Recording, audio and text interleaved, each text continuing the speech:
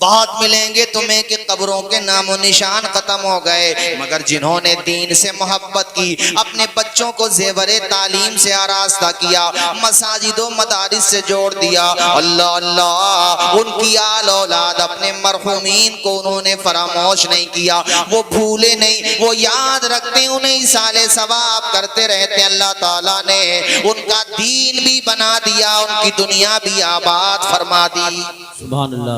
मेरे भाइयों ये बात बिल्कुल सच है। हम सफीरो बाग में है कोई दम के चहे चहे, हम सफीरो बाग में है कोई दम के चहे चहे, बुलबुलें उड़ जाएंगी सूना चमन रह जाएगा, अतलसो कम ख्वाब की पोशाक पे नाज़ान हो, अतलसो कम ख्वाब की पोशाक पे नाज़ान हो, इस तने बेजान पे खाली कफन रह जाएगा, या इलाही करना। ये शेर देखिए कितना गहरा शेर।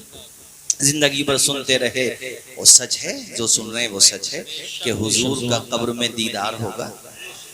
अल्लामा किफायत अली काफी का तखय्युल देखो, कितनी गहरी बात इस शेर में आपने कही है कि मौत का बहाना होगा, कब्र में जाना होगा, हुजूर का आना होगा, आपका दीदार होगा। हम गुलामों का बेड़ा, जरा ऊंचा बोलो, हम गुलामों का बेड़ा। अब किफायत अली काफी कहते हैं हुजूर ये सुन रखा है और अकीदा भी है, लेकिन अगर या इलाही गर न पाही अपने दिल की आरज़ू, या इलाही शहादत के फंदे को चूम रहा हूं तो इसलिए कि यही तो पुल है जिससे गुजर के जाना है, लेकिन या अल्लाह अगर ये आरज़ू मेरी पूरी ना हुई तो क्या होगा। या इलाही गर न पाही अपने दिल की आरज़ू, या इलाही गर न पाही अपने दिल की आरज़ू, दस्ते हसरत सीने पे ज़ेरे कफन रह जाएगा, दस्ते हसरत सीने पे ज़ेर। ऐसा ना हो मेरे आका मैं हसरत भरी निगाहें लिए रह जाऊं, मेरा हाथ ज़ेरे कफन रह जाए। मदीने के ताजदार आका तशरीफ जरूर लाना, ऊंचा बोलो तशरीफ, गुलामों को चेहरा जरूर दिखाना। और बरेली के ताजदार तड़प के कहते हैं गुलामों घबराना मत, ईमानो अकीदा मजबूत करके ले जाओ, हुस्ने अमल भी हो, हुस्ने अकीदा भी हो, फिर कब्र में जाओ। रजा कहते हैं बरेली शरीफ से, ये सच्चा आशिक़े रसूल बरेली से सदा लगाता है कि कब्र में लहराएंगे ता हश्र चश्मे नूर के जलवा फरमा होगी जब तलात रसूल। नारे तकबीर, नारे रिसालत, नारे गौसियत, मसलके आला हजरत उलमाए अहले सुन्नत। अल्लाह अल्लाह सुभान अल्लाह। और एक शेर में कहते हैं कभी तो हाथ आ जाएगा दामन उनकी रहमत का। अल्लाह अकबर, अल्लाह अकबर। किफायत अली काफी की हसरत सुनो और खुद भी दुआ करो अल्लाह से कि या अल्लाह मौत तो आना ही है मालिक, ईमान पर खात्मा फरमा। आमीन बोलो जोर से आमीन। ये मौलाना साहब बड़ी कीमती दुआ है, ये उलमा जो हर नमाज के बाद ये दुआ करते हैं कारी साहब, हजरत यूसुफ अलैहिस्सलाम से मनकूल है ये दुआ और कुरान में आया है। आप इस पे गौर फरमाइए, सूरह यूसुफ में है, फाक़िरस समावाति वल अर्द अंत वलिय्यी फिद दुनिया वल आखिरा तवफ़्फ़नी मुस्लिमन व अलहिक़नी बिस्सालिहीन। आप तसव्वुर कीजिए, इसलिए ये दुआ जरूर किया करें जैसा कि इमाम हजरात करते हैं नमाजों में, कुछ रहे या न रहे पर ये दुआ है कि अमीर नजा के वक्त सलामत हम सबका ईमान रहे। आमीन बोलो जोर से। इससे बड़ी दौलत कुछ नहीं है, ये सबसे बड़ी दौलत है जो अल्लाह ने तुम्हें फ्री में अता फरमाई। इतनी बड़ी दौलत मिली है, कुछ रहे या न रहे, पर ये दुआ है कि अमीर नज़ा के वक्त सलामत हम सबका ईमान रहे। और फिर अल्लामा किफ़ायत अली काफ़ी अपना अकीदा भी बयान कर रहे हैं, जो पढ़ेगा साहिबे लाहौर लाक के ओ पैदुरूद, जो पढ़ेगा साहिबे लाहौर लाक के ओ पैदुरूद, आग से महफूज उसका तन बदन रह जाएगा। सुभान अल्लाह। अल्लाह का शुक्र है, हम अहले सुन्नत दुरूद भी पढ़ते हैं और सलाम भी, और वो भी एक दफा नहीं, लाखों मर्तबा और करोड़ों मर्तबा है। कभी रहमतुल उलूम से तुमने सलाम सुना होगा, कभी जमालुल उलूम से सलाम सुना होगा। मुस्तफा जान रहमत, आप भी पढ़ लीजिए, मुस्तफा जान रहमत। और कभी ये सदा भी सुनाई देती है, काबे के बदरू दुजा तुम पे करोड़ों दुरूद, तैबा के शम्सो दुहा तुम पे करोड़ों दुरूद, काम वो ले लीजिए तुमको जो राजी करे, ठीक हो नामे रजा तुम पे करोड़ों दुरूद। सुना कि नहीं सुना, बोलो। अल्लाह का शुक्र है हम दुरूद वाले भी हैं। और एक बड़ा सादा सा शेर है कारी साहब, दुरूद पढ़ने से सवाब मिलता है, दुरूद पढ़ने से सवाब मिलता है, और सलाम करने से जवाब मिलता है। वाह वाह वाह, सुभान। तो दुरूद भी और सल्लू अलैहि वसल्लिमू, दुरूद भी पढ़ना है और सलाम भी, जोर से बोलिए, दुरूद भी पढ़ना है और इसीलिए आप ज्यादा से ज्यादा, बल्कि मैं तो मशवरा देता हूँ, अल्लाह अपने करम से मुझ गुनाहगार को भी तौफीक रफीक अता फरमाए। मैं तो कहता हूँ इंसान को कम से कम 24 घंटे में क्या, कम से कम 100 मरतबा तो दुरूद पाक पढ़ना चाहिए। ऐ लोगों, पास नमाजी आपको मिलेंगे, हमारी माएँ बहनें मिल जाएंगी, बहुत सारे बुजुर्ग मिल जाएंगे, जवान मिल जाएंगे, जो अल्लाह की दी हुई तौफीक से 1000 मरतबा, 500 मरतबा, 5 हज़रात इससे भी ज्यादा पाबंदी के साथ दुरूद और सलाम पढ़ते हैं। मेरे साथियों, इश्क मुस्तफ़ा बेदार होता है दुरूद पढ़ने से, ईमान मजबूत होता है दुरूद पढ़ने से, आपका रिश्ता रसूल पाक से मजबूत होता है दुरूद पढ़ने से। ज्यादा से ज्यादा इंसान को पढ़ना चाहिए। अल्लाह अल्लाह, काश ऐसा हो जाए जब मौत का परवाना आए, दुनिया से हम जा रहे हों, जबान पे कलमा भी जारी हो रहा हो और सलातो सलाम भी जारी हो रहा। सुभान अल्लाह, माशाअल्लाह माशाअल्लाह। मेरा लाशा भी कहेगा सलातो सलाम, जरा ऊंचा बोलो, मेरा लाशा भी कहेगा, ऐसा हो जाए काश। अच्छा, मैं एक कारी साहब, ये बात अभी अचानक मुझे याद आई, मरीज की सीरियस जब बहुत ज्यादा खराब हो जाए और ऐसी हो कि अब बचने के हालात नहीं है, तो उस मौके पर मेरा क्या अपना मशवरा है, ज़रूरी नहीं आप इत्तेफाक करें, मगर मैं मशवरा दे रहा हूँ, चूँकि मैंने नज़ा के आलम में मरीज़ों को अस्पताल में भी देखा है। तो होता यह है कि चलो अस्पताल में पहले से एडमिट थे तब तो बात अलग है, तब तो खैर लेकर नहीं आते। बाज़ डॉक्टर हजरात, वो गैर मुस्लिम हो अगरचे, मगर अज़राए हमदर्दी इंसानियत के नाते वो ये कह देते हैं कि भाई इनकी हालत अच्छी नहीं है, कुछ ही सांसें बाकी हैं, जब तक आप इनकी सेवा कर सकते हो घर जाकर के सेवा कर लो। तो मेरा अपना मशवरा ये है कि इस बात को मान लेना चाहिए और मरीज को आखिरी वक्त में अपने घर पे लेके आ जाना चाहिए, ताकि वो घर पे आ जाए तो उसकी बहनें, माएँ, घर वाले उसके सामने ज़्यादा से ज़्यादा तिलावत कुरान, उसके सामने कलमा शरीफ पढ़ लें भाई, वरना वो आईसीयू में है या ऐसी जगह जहां दूसरा नहीं जा सकता, तो वो जो पहले एक दौलत और एक नेमत मिल जाती थी, कुरान की तिलावत सुनने को मिल जाती थी, कलमा शरीफ की, उससे महरूम हो जाता है। और जबकि हदीस में हुजूर ने सराहतन फरमाया है लक़ीनु मौताकुम ला इलाहा इल्लल्लाह, अपने मरने वालों के सामने कलमे की तलकीन करो। तलकीन ऐसे नहीं कि उससे कहो कलमा पढ़ो, नहीं नहीं, बल्कि लक़ीनु मौताकुम ला इलाहा इल्लल्लाह, अपने मरने वालों के सामने जब तलकीन करो तो खुद भी पढ़ो ला इलाहा इल्लल्लाह मुहम्मदुर रसूलुल्लाह। अब माँ भी पढ़ रही है कलमा, भाई भी पढ़ रहा है, बहन भी पढ़ रही है, घर वाले सब पढ़ रहे हैं। वो मरने वाला जो ऐसे मरहले में दाखिल हो चुका है, जिसका नाम सुनो तो रोंगटे खड़े हो जाते हैं, वो उस पुल पे पहुंच चुका है कि उस पुल को सिर्फ पार करना बाकी है। उसके सामने फरिश्तों का तहत देने का इज़्तिहाम ही इज़्तिहाम है। वो फरिश्तों को देख रहा है, एक इम्तिहान की घड़ी है जो बाकी की जिंदगी, जो बाकी का उसका जो जमाना है उसको तय करेगी कि सआदत में गुजरना है, ये शकावत में गुजरना है, कब तक का जमाना अजाब में गुजरना है, उसके बाद अजाब उठ जाना है। वो सब तय होने का लम्हा आ चुका है। अब वो बड़ा परेशान है। एक तो बेटी छूट रही है, बेटा छूट रहा है, बीवी छूट रही है, बाप छूट रहा है, पूरा आशियाना छूट रहा है, अपने अपने अपनों का सबका प्यार छूट रहा है। वो घर जो उसने बनाया था, वो आशियाना जिसको उसने चुना था, अल्लाह अकबर, सब छूटने वाला है। ऐसे वक्त में इस्तिराब का आलम है, बड़ी बेबसी का आलम है, बड़ी तड़प है, बड़ी तकलीफ हो रही है। जरा तसव्वुर करो, पैरों की उंगलियों की तरफ से रूह ने निकलना शुरू किया है, फरिश्ता रूह को खींच रहा है। कैसी तकलीफ होती है नज़ा के आलम में।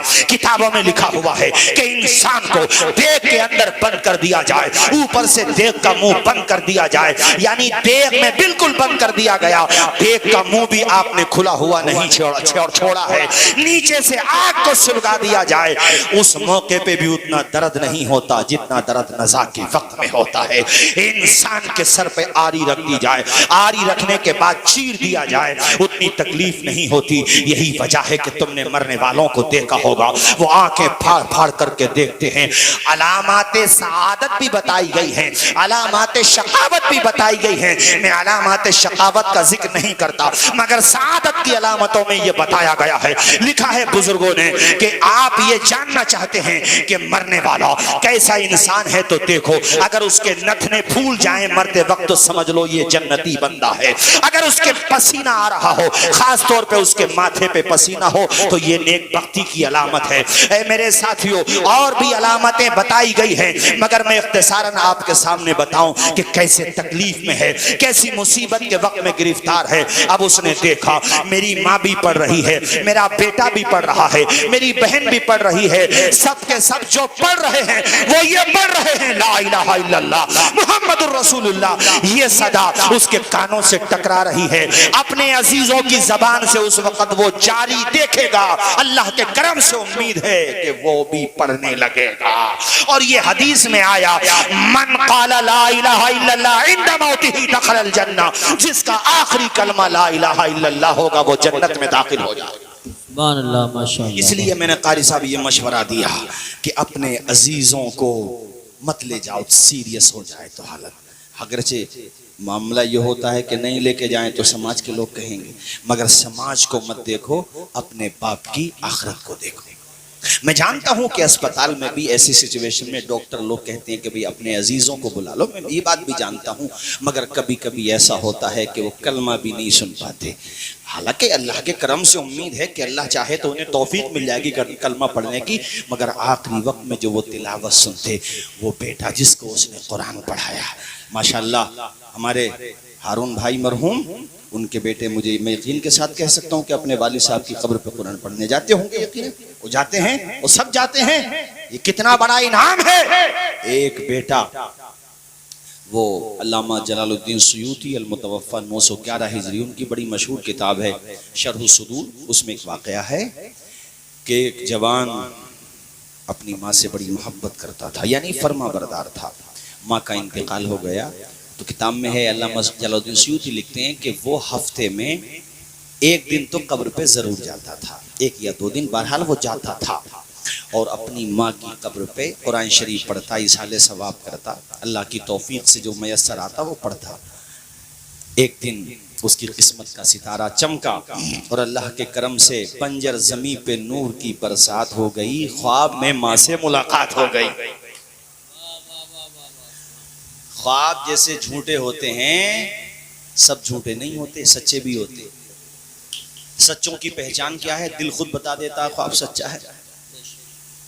दिल खुद गवाही दे देता है कि ये ख्वाब सच्चा है। फजर के वक्त पे नजर आए या किसी और वक्त में भी, लेकिन दिल मुतमईन होगा कि ये ख्वाब है सच्चा। ख्वाब सच्चा था, माँ को देखा। इस तबरक, अल्लामा जलालुद्दीन सयूती के अल्फाज ये हैं कि इस तबरक को सुंदुस जबरजदो याकूत के तख्त पे माँ तशरीफ फरमा दी। नूर का समा था। माँ को इतने दिनों के बाद ख्वाब में देखा था। फरमा बरदार बेटा तो एक हफ्ता माँ को न देखे तो परेशान हो जाता है, और इसने तो इतने जमाने के बाद माँ को देखा। कदमों से चिमट गया ख्वाब में। कहता है बेटा कि मैं कदमों से चिमट गया। इस लड़के का नाम था उस्मान, इसके बाप का नाम था सौरा, तो मुकम्मल नाम हुआ उस्मान इब्ने सौरा। अपनी माँ के कदमों से लिपट के अपना दर्द दिल कहने लगा। उसकी तफसील इस तरह से बनेगी कि माँ तू क्या गई, बहारें खत्म हो गई। माँ पहले तू थी, घर में दिल लगता था, अब तू नहीं है तो घर में जी ही नहीं लगता। और ये बात सच है, बाप हो या माँ, अगर वो दुनिया से चले जाएं, सब कुछ हो, मगर माँ या बाप ना हो तो खुदाई कसम ऐसे लगता है जैसे घर काटने को दौड़ रहा हो। अब कोई डांटने वाला नहीं रहा, कोई गलतियों पे तंबी करने वाला नहीं रहा। अगर हम आने में लेट हो गए, असमौली से, संभल से, बहजोई से, जोया से, कोई फोन करके पूछने वाला नहीं रहा। किसी ने पूछ लिया तो उसका एहसान है, मगर उस हस्ती की तरह अब नहीं रहा कि आधा घंटा भी लेट हो गए तो 10 कॉलें कर दी, बेटे आए क्यों नहीं अभी तक। शेर तो सादा सा है मगर सच्चा है कि उनके होने से बख्त होते हैं, बाप घर के दरख्त होते हैं। तुम्हारे घर में दरख्त हो और सहन में से तुम वो पाखड़ का दरख्त, वो पीपल का दरख्त, वो नीम का दरख्त, वो जनाबे वाला पिलखन का दरख्त, वो आम का दरख्त जिस पे चिड़ियाँ चहचहाती थी, जिस पे फल भी आते थे, वो दरख्त अचानक कट जाए तो क्या तुम्हारा सहन उजड़ा हुआ सा नहीं लगता? एक दरख्त कटने से घर वीरान हो जाता है, एक बाप के जाने से घर पे क्या उदासी छाती है, आप तसव्वुर कीजिए। आज बात आ गई तो बरसबील तस्करा में आपके सामने जिक्र करता हूँ। मेरे वालिद मरहूम का उस साल इंतकाल हुआ, रमज़ान में 11 तारीख में, जिस साल मेरी दस्तार बंदी थी। मैं अल्लाह की कसम लेके स्टेज पर कह रहा हूँ, 1 साल तक, बल्कि ज्यादा, लेकिन मैं एहतियात के साथ कह रहा हूँ जुमला इधर उधर ना हो, 1 सवा साल तक अल्लाह की कसम लेके कहता हूँ, एक दिन ऐसा नहीं गुजरा जिस दिन मैं रोया नहीं। बाप ऐसी दौलत होती है। तो हम अबुल हसनात भाई और इनके घर वालों के दर्द को समझ सकते हैं। हमारे हज़रत मौलाना हसनात साहब के वालिदे मरहूम, अल्लाह उनको भी जन्नत में आला मकाम अता फरमाए। ऐसा सहारा होता है। ये तो दुनिया बेकदरी है जो माँ बाप की कदर नहीं करती। बेकदरी करने वालों को कह रहा हूँ, लेकिन कदर करने वाले आज भी मौजूद हैं। हमारे कारी साहब हैं माशाल्लाह, मैं इस मामले की तारीफ करूँगा, सफ़र में रहते हैं, मैंने देखा है। रात में भी इनकी वालदा फ़ोन करके पूछती हैं कहाँ पे आ गए, तो बल्कि मैं इनसे हंसता भी हूँ। माँ बाप ऐसे ही होते हैं। रावा बुजुर्ग वालों, जहाँ तक मेरी आवाज़ जा रही हो, मैं सबसे कहता हूँ, अगर तुम्हारे माँ बाप जिंदा हैं तो उनकी कदम बोसी कर लो। मैं दस्त बोसी को नहीं कह रहा हूँ, कदम बोसी को कह रहा हूँ। जिन आवाज़ों से आज तुम नफरत करते हो, एक दिन वो आएगा कि उनकी कब्रें तो नजर आएंगी, उनकी आवाज़ सुनाई नहीं देगी, कान तरस जाएंगे उनकी आवाज़ सुनाई। आज कभी बाप ने सुबह के वक्त में आकर के तुम्हें उठा दिया कि बेटे चल नमाज पढ़ ले, तो तुमने बाप को धुतकार दिया। नाफरमान औलाद भी बहुत पैदा हो रही है आज हमारे माशरे में। फर्मा बरदार तो हैं ही अल्हम्दुलिल्लाह, मगर जो नाफरमान है, मैं उनके लिए कह रहा हूँ, कभी भी अपने बाप पे अपने ज़बान की सख्ती न दिखाओ। माँ तो माँ है, माँ का मैं क्या जिक्र करूँ, माँ का तो मकाम बाप से भी ज़्यादा होता है मेरे साथी। मगर बाप का जिक्र इसलिए कर रहा हूँ कि आज अबुल हसनात और उनके तमाम भाइयों के वालिद मरहूम के हवाले से इसाले सवाब का प्रोग्राम है। तो बाप के जाने से भी जो खला पैदा होता है, कभी महसूस करो कि आप असमोली गए और किसी वजह से मोबाइल स्विच ऑफ हो गया, आपने मोबाइल चार्ज नहीं किया, पावर बैंक नहीं था आपके साथ, आप रुक गए वहीं पे असमोली में या जोया में, अमरोहा में। अब वो घर पे आपने इत्तला नहीं दी, मैं खुदा की कसम लेके कहता हूँ तुम्हारी माँ और बाप पूरी रात तुम्हारा इंतजार करेंगे, पूरी रात। यार मोबाइल नहीं लग रहा, पता नहीं क्या बात है, बल्कि रोड हो सकता है मदाले तक पहुंच जाए, ये इधर असमोली तक, क्या आया क्यों नहीं अभी तक। माँ पूरी रात सजदे में रहेगी, बाप पूरी रात रोता रहेगा। मुनव्वर राना साहब ने इन 4 मिसरों में ऐसे लगता कलेजा निकाल के रख दिया हो कि बहुत ऊंची इमारत हर घड़ी खतरे में रहती है, बुलंदी देर तक किस शख्स के हिस्से में रहती है, ये ऐसा कर्ज है जिसको अदा में कर नहीं सकता, मैं जब तक घर न पहुंचूं माँ मेरी सजदे में रहती है। हजरात, ये बातें मैंने ज़िम्नन कही हैं, और अबुल हसनात भाई को तो मैं बहुत, इनके पूरे परिवार को, चूंकि मेरे वालिद साहब से भी ऐसे ही खास मामला था, और कारी लियाज साहब तो हमारे भाई हैं माशाअल्लाह, और हमारा रिश्तेदारी का भी मामला है, फर्मा बरदार है माशाअल्लाह अपने वालिद साहब के। और मौलाना असनाद साहब ने जो आपकी तवज्जो दिलाई है इशारतन, उसका ख्याल रखना। वालिद मरहूम का हक ये होता है, वालिद मरहूम हो या वालिदा मरहूमा हो या दोनों मरहूमैन हो, उनका हक ये होता है कि वो काम करते रहो, भले काम जो तुम्हारे वालिद मरहूम करते थे, उसमें कमी नहीं आना चाहिए बल्कि इजाफा हो जाना चाहिए। तो उन्होंने रहमतुल उलूम को या दीगर इदारों को जो मोहब्बतों का खिराज पेश किया वो बरकरार रखो, ताकि जब मरना तो सबको है, मर के जब कब्र में जाना हो तो उनके सामने शर्मिंदगी का एहसास ना हो, बल्कि उनकी रूह आपकी रूह का इस्तेकबाल करे, बेटा जैसा मैं छोड़ के आया तुमने उसे बरकरार रखा। औलाद पर माँ बाप का ये हक है कि वो जिनसे जैसी मोहब्बत करते थे वैसी मोहब्बत की जाए। चौधरी सराय में हाफिज अब्दुल सलाम बहुत अच्छी नात शरीफ पढ़ते हैं, हालांकि मैं इसमें अपनी लापरवाही मानता हूं कि मैं आने जाने में थोड़ी लापरवाही करता हूं, प्रोग्रामों की वजह भी रहती है, बहरहाल लापरवाही है तो लापरवाही, इसमें कोई इजहार में कोई, लेकिन मुझे जिससे दिली मोहब्बत है, मैं जाऊं या ना जा पाऊं, लेकिन अल्लाह की कसम लेके कहता हूँ ऐसे ही, मतलब उसके एतबार से कह रहा हूँ, वो साथ रहने के एतबार से उनका नाम मुझे अचानक आज याद आया, उनसे बड़ी मोहब्बत थी। तो हमारे वालिद मरहूम मसलन आपके रामा बुजुर्ग से, अपनी भतीजियों से, अपने भतीजों से, अपने रिश्तेदारों से, अपने मुताल्लिकीन से, अपने शागिर्दों से, कारी लियाज साहब हैं, हाफिज असलम से, मैं ये कहना चाहता हूँ कि जिनसे भी तुम्हारे मरहूमीन मोहब्बत करते थे उनसे मोहब्बत करो, ये उनका तुम्हारे ऊपर हक है। हजरत की मुस्तकिल तसनीफ है इस हवाले से, आपने हुकूक बताए हैं कि इसाले सवाब करते रहो, उनके लिए कुरान पढ़वाते रहो, उनके लिए गरीबों में सदका और खैरात करते रहो। उन्हीं हुकूक में एक हक ये भी लिखा हुआ है कि जिनसे वो मोहब्बत करते थे उनसे मोहब्बत करते रहो,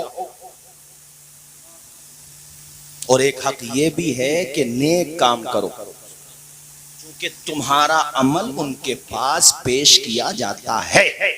अच्छा अमल करोगे तो उनकी रूह खुश होगी, और बुरा अमल करोगे तो उनकी रूह को तकलीफ होगी। हमारी बात समझ आई आप सब लोगों को? मैंने जितने हजरात से भी जो बात कही है, जहां तक मेरी आवाज पहुंची हो, मैं सबसे कहता हूं कि अपने मरहूमीन से रिश्ता कमजोर न करो। हम ला ताल्लुकी वाले थोड़ी हैं यार, हमारा तो रिश्ता रहता है, बात खत्म। किसी का नहीं रहता हो तो वो जाने, हमारा तो रहता है। और हदीसों से साबित है, हजरत साद की अम्मी जान का इंतकाल हुआ, हुजूर की बारगाह में हाजिर हुए हजरत साद। उन्होंने कहा या रसूल अल्लाह, मैं अपनी माँ के लिए इसाले सवाब में क्या पेश करूं? हुजूर ने फरमाया तुम्हारे पास पैसों का? कहा हुजूर अल्हम्दुलिल्लाह। कहा हुजूर ने फरमाया ऐसा करो, मुसलमानों के लिए पानी का बंदोबस्त कर दो। उस जमाने में पानी की बड़ी अहमियत थी, तो उन्होंने कुआं खुदवाया या खरीदा या उसमें हिस्सा लिया। चूंकि अचानक ये हदीस सामने आई है, इसलिए मैंने तमाम पहलू रख दिए कि कोई भी बात कमजोर ना हो। जब वो कुआं तैयार हुआ या तैयार था, हुजूर को लेकर के आए। अब तवज्जो फरमाना, जरा ध्यान से सुनना इस हदीस को। हुजूर वहां कुएं के पास खड़े हैं, कारी साहब कुएं के पास। अब हुजूर ने कहा, बड़े खुश हुए मेरे आका, और फरमाया या अल्लाह हाज़िही लि उम्मे साद, या अल्लाह इसका सवाब साद की माँ को अता फरमा दे। या अल्लाह ये यानी कुआं साद की माँ के लिए। क्या मतलब माँ के लिए? माँ पानी पीने आएंगे? नहीं, इसका सवाब साद की माँ के लिए। कुआं सामने है, कुएं में पानी सामने है, इसका मतलब जिस चीज को तुम इसाले सवाब के तौर पे पेश कर रहे हो, बिरयानी है, हलवा है, या जनाबे वाला फल फ्रूट है, पानी है, सबील है, जो भी है, जिस चीज को तुम इसाले सवाब के तौर पे पेश कर रहे हो, अगर वो सामने भी रखा हुआ हो तो ये नाजायज नहीं है, बल्कि मेरे आका की सुन्नत से साबित। सुभान अल्लाह माशाअल्लाह। वरना हुजूर कुएं के पानी के पास खड़े क्यों हैं? नहीं आई बात समझ में? अरे जब कुएं के सामने खड़े होकर के कहा जा सकता है कि अल्लाह इसका सवाब साद की माँ को दे, तो बाकी सामान रख के भी तो कहा जा सकता है ना। हाँ, सामने रखने को फर्ज वाजिब हम भी नहीं कहते, मगर रखा हुआ हो तो एतराज नहीं करना चाहिए। सबूत मैंने दे दिया, और भी हदीसों से दे सकता हूं, मगर यही काफी है। तो मैं ये कह रहा था कि अपने मरहूमीन के लिए ज्यादा से ज्यादा इसाले सवाब करते रहो। हजरत उस्मान इब्ने सौरा कहते हैं, मैंने अपनी माँ को इस्तबरक़ो सुंदुस ज़बरजदो याकूत के तख्ते नूर पे बैठा हुआ देखा, मैं बड़ा खुश हुआ, माँ के कदमों से चिमट गया, ख्वाब में ही सही माँ को देखा तो सही। फर्माबरदार औलाद शादी के बाद भी कुछ कमा के लाते हैं तो माँ बाप के हाथ पे रख देते हैं। अच्छा कारी साहब, वो खाएंगे क्या माँ बाप? बस दिल बढ़ जाएगा, दिल बढ़ जाता है। बिल्कुल सही कहा कारी साहब ने, माँ बाप का दिल बढ़ जाता है। यार ये 40 साल का हो गया भला आदमी, बाल बच्चों वाला है, मगर आज भी बाल बच्चों वाले हो गए, और अब्बा ने बाल बच्चों के सामने डांट दिया, किसी के भी सामने डांट दिया, तुमने कोई जवाब नहीं दिया, गर्दन झुका ली। उस टाइम पे तो अब्बा जी गुस्से में थे, लेकिन बाद में जब नमाज पढ़ के आएंगे ना, तो रहमतुल उलूम के दरवाजे पे कहेंगे अपने हम उम्रों से, यार लड़का हमारा है बहुत फर्माबरदार, कुछ भी कह दो पलट के कुछ नहीं कहता। उम्र बढ़ जाएगी तुम्हारे अब्बा की। समझ में बात आई? कलेजा ठंडा हो जाएगा बाप। अरे बाप की बात का, माँ की बात का ए दुनिया वालों क्या बुरा मानना। ये तो अब रिवाज पैदा हो गया कि 1 महीना बड़े भैया खिलाएंगे अब्बा को, 1 महीना छोटे भैया, क्या क्या है? यानी उन दोनों ने फाके करके पेट काट के 10-10 बेटों को पाल दिया, शादी कर दी। अपने कपड़े ना बनाए ईद पे माँ बाप ने, तुम्हारे बनाए। तुम्हारा दुख माँ बाप से देखा न गया, और आज तुम चंद पैसे कमाने लगे तो माँ बाप को आंखें दिखाने लगे।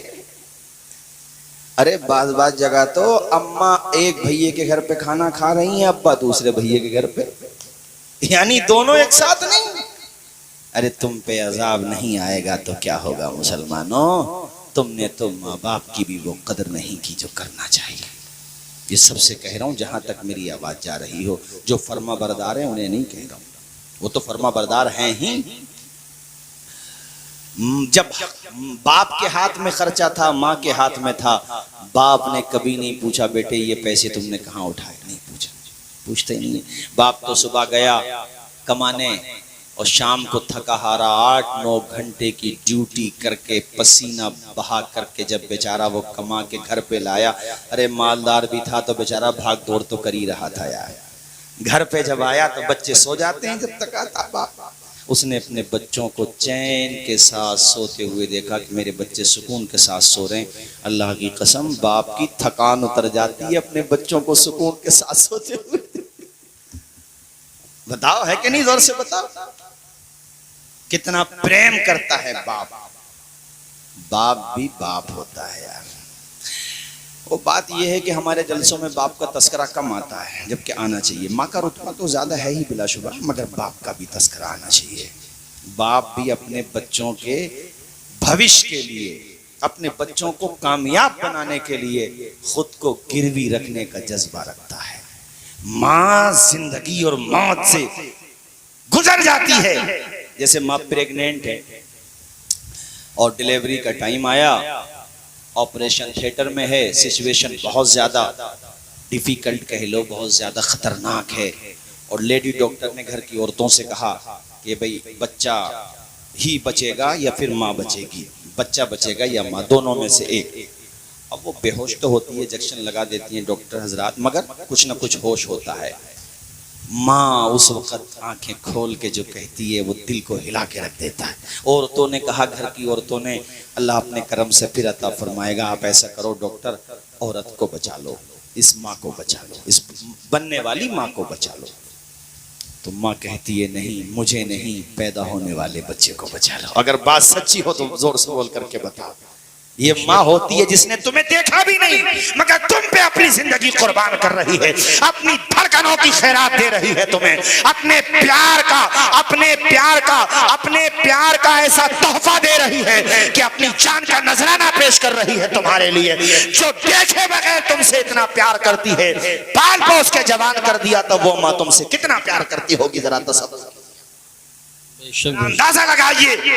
उस माँ को आज हमारे मुआशरे में ऐसे लोग हैं जो खाना खिलाना नहीं चाहते, उससे मोहब्बत से बात करना नहीं चाहते, उसे प्यार के दो लफ्ज बोलना नहीं चाहते। अरे कमा के कुछ लाए हो, माँ के हाथ पे रख दो, किसी को नहीं देगी माँ, तुम्हारे बच्चे ही को दे करके जाएगी। अगर समाज में ऐसे कुछ लोग हो जो अपने माँ बाप को बोझ समझते हो, उनके नक्शे कदम पे मत चलना, बल्कि मुनव्वर राना साहब ने जो कहा है उसको मान लेना।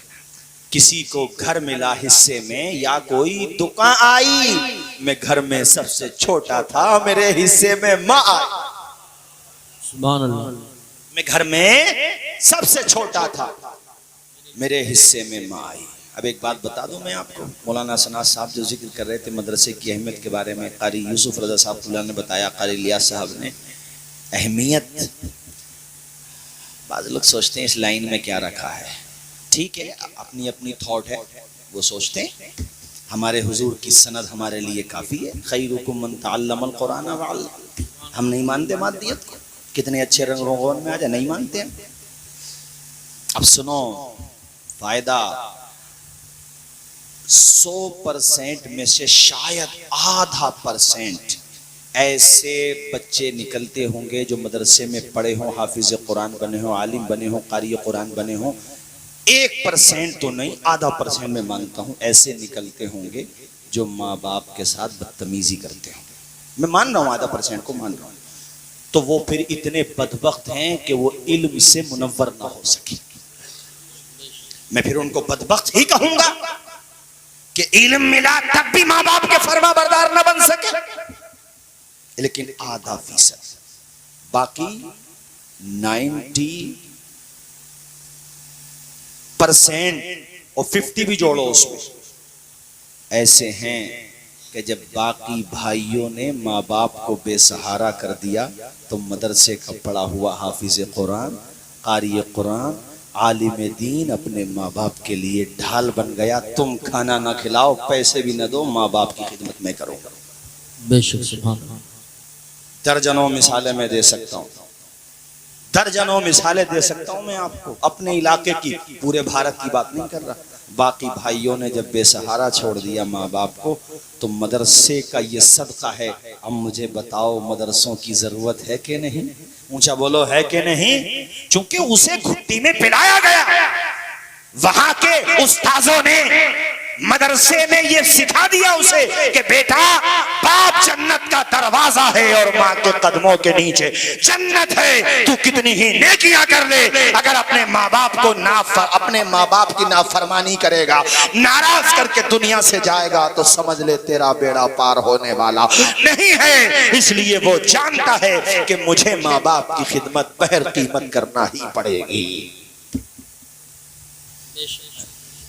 ये फसाना नहीं हकीकत है, अपनी माँ से जिसे मोहब्बत है, गौरे से पे तू क्यों नहीं कहता, माँ के कदमों के नीचे जन्नत है।